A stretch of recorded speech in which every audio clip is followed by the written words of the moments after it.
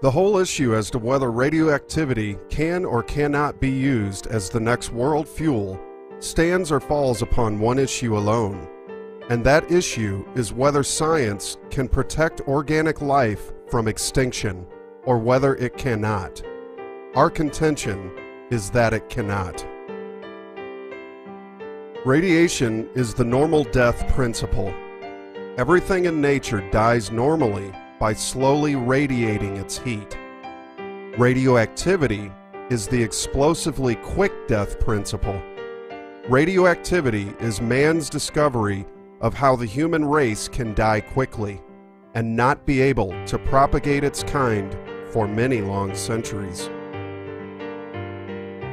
The real fallacy of nuclear fission for industry is that these so-called deadly poisonous gases from the radioactive elements in reactors and in the waste products which are encased in concrete and buried in the sea to protect human life from their admitted danger are not poisons in their own environment underground, where they are serving a necessary purpose of helping to make it possible for organic life to live upon this planet.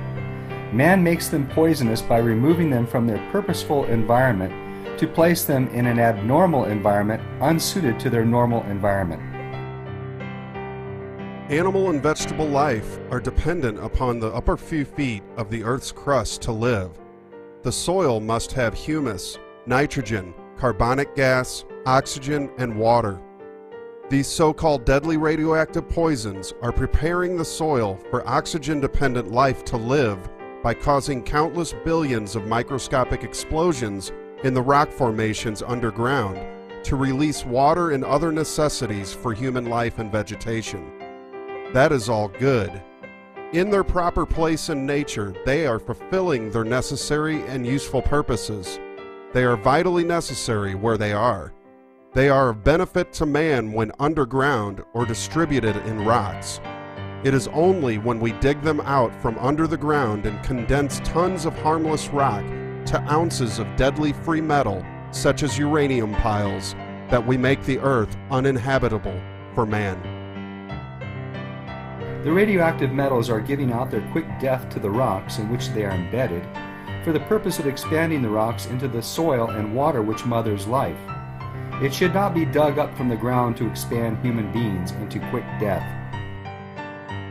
The above thoughts have been given you for the express purpose of building up in you a full comprehension that man is now attempting to build an environment of death upon the surface of this planet, which has for so many eons been trying to build up an environment for life.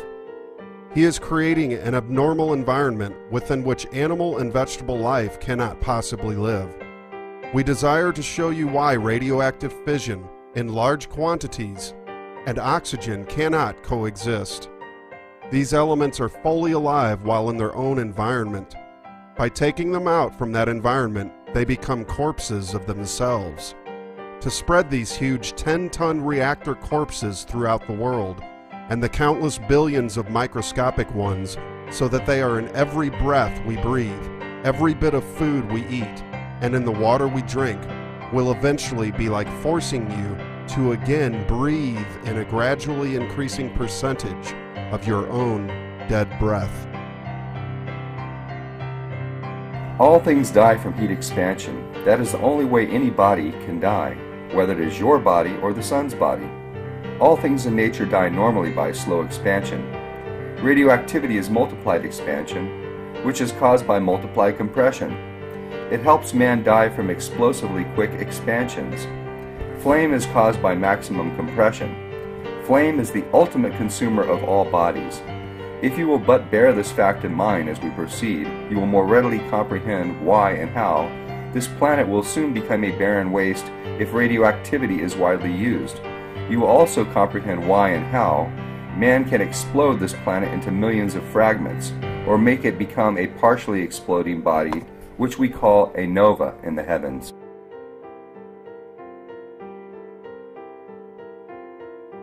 Do not for a moment think that planets and suns cannot explode.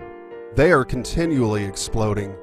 There are thousands of novas in the heavens, and space is filled with countless millions of fragments of exploded planets, which we call asteroids and meteorites.